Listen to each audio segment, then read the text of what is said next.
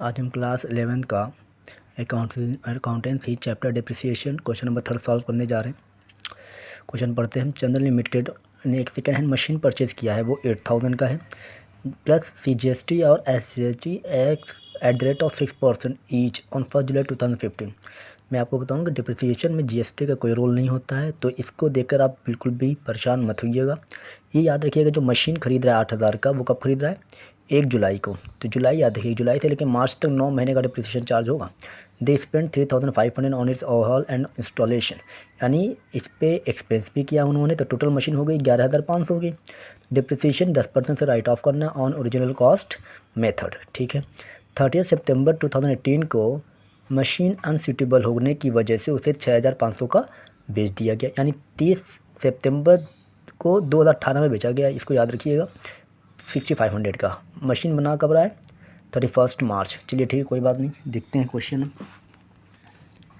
अब देखिए क्वेश्चन क्या हो रहा है कि कब किया है, ख़रीदा है 1 अप्रैल को 2015 टू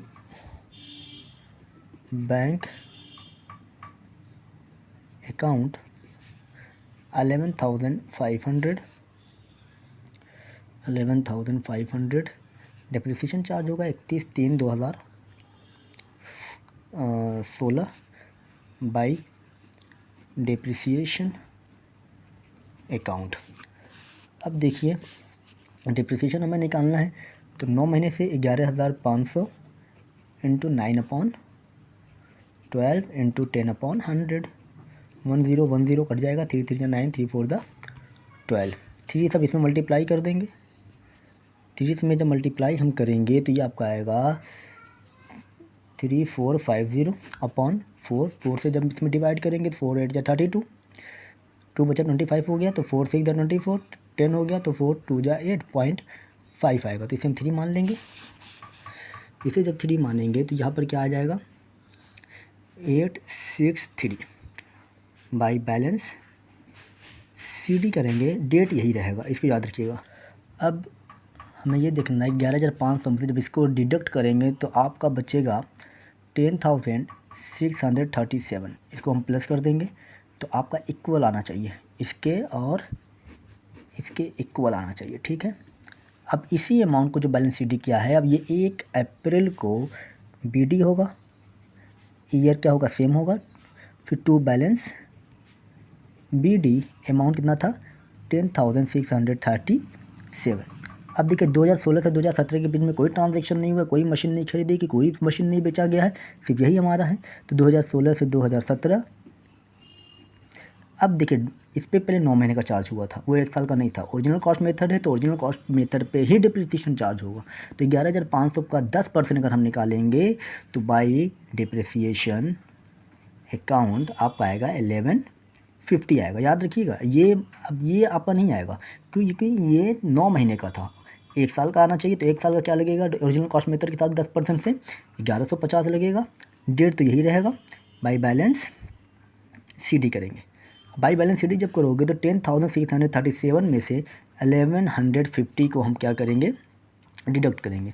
जब 10,637 में से 1150 को डिडक्ट करेंगे तो आपका आएगा 9487।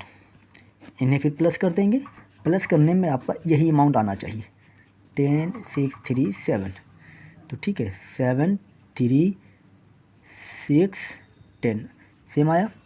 अब फिर ये जो अमाउंट 2017 को था, अब यही वाला अमाउंट यहाँ आएगा 1 अप्रैल 2017 टू बैलेंस BD के नाम से। अगर आप देखेंगे तो आप 2017 2018 31 मार्च, अप्रैल से 31 मार्च 2018 के बीच में भी कोई ट्रांजैक्शन न्यू नहीं हुआ है, ना कोई मशीन नई खरीदी गई है, ना कोई नई मशीन बेची गई है, नहीं गई है। तो अब फिर 1 साल का डिप्रिसिएशन चार्ज होगा। जो बेचा गया है वो 30 सितंबर को बेचा गया है, यानी 2017-2018 के फाइनेंशियल ईयर में वो चीज़ नहीं आ रहा है, तो इस पर फिर 1 साल का डिप्रिसिएशन चार्ज होगा। आपको मालूम है ओरिजिनल कॉस्ट मेथड आप पढ़ रहे हो तो इसी पे चार्ज होगा ओरिजिनल कॉस्ट मेथड के हिसाब से।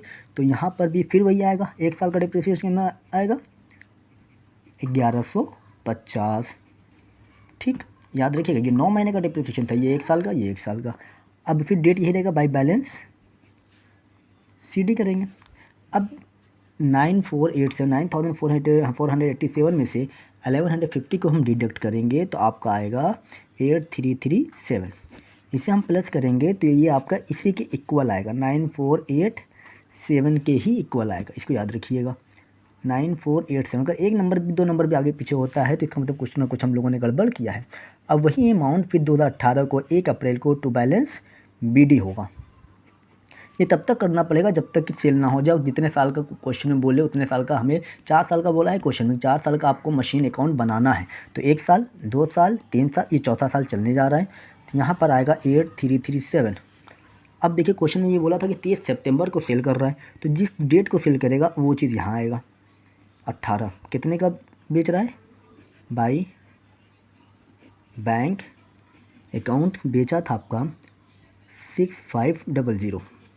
ठीक, ये चीज़ और ध्यान रखिए, 1 अप्रैल 8337 था, बेच कब रहा है? 6 महीने बाद। तो 6 महीने का डिप्रिसिएशन तो चार्ज होगा, इसको तो याद रखिएगा आप, बाई डिप्रिसिएशन अकाउंट 6 महीने का डिप्रिसिएशन चार्ज होगा। डेट यही रहेगा, 31 नहीं आया, क्यों? क्योंकि 30 तारीख को बेचा है तो 30 तारीख तक ही डिप्रिसिएशन लगेगा, तो 30 तारीख ही लिखाएगा। तो 1 साल का 1150 हो रहा था, तो 6 महीने का आएगा 575। अब हमें ये देखना है कि जो मशीन हम लोगों ने बेचा है इस पर नुकसान हुआ है कि फ़ायदा हुआ है। तो मशीन वर्किंग नोट देख लेते हैं। Working note, cost of machine, cost of machine देखेंगे ऑन 30 सितंबर 2018 को मशीन की वैल्यू कितनी थी? 8337 थी। 6 मंथ का डिप्रिसिएशन लेस होगा, डिप्रिसिएशन फॉर 6 मंथ्स। 6 मंथ का डिप्रिसिएशन कितना आया था? 575। तो 575 को हम डिडक्ट कर देंगे, कितना बता? 752। 13 में से 6 7 गए, कितने बचेंगे? 6। फिर 12 में से 5 जाएगा, कितना बचेगा? 7। यहाँ पर भी 7 बचेगा। अब हम ये देखेंगे लेस सेलिंग प्राइस, कितने का बेचा हम लोगों ने? 6500 का बेचा। ये देखिए, ये क्या आया है आपका? लॉस ऑन सेल, यानी मशीन जो थी 1 अप्रैल 2018 को 8337, 30 तारीख को बेच रहे, तो 30 तारीख तक 3037 ही थी। तो 6 महीने का डिप्रिसिएशन चार्ज होगा, क्योंकि 6 महीना हमने मशीन यूज़ किया तो 575 हो गया, माइनस किया तो 7762। ये अमाउंट है 30 सितंबर तक। फिर इसी मिलना तो इतना चाहिए था पैसा हमें, लेकिन हमने बेचा कितने का? इतने का बेचा, तो जाहिर बात हमें नुकसान हुआ। जो नुकसान होता है वो नुकसान आपका मशीन अकाउंट के क्रेडिट साइड ही आता है, बाय लॉस ऑन सेल। इसको याद रखिएगा। प्रॉफिट होगा तो इस डेबिट साइड आएगा, प्रॉफिट डेबिट साइड, और नो लॉस क्रेडिट साइड ही आएगा। सॉरी, इसमें नहीं होगा, ये डेट है, ये आपका इसमें आएगा 8337।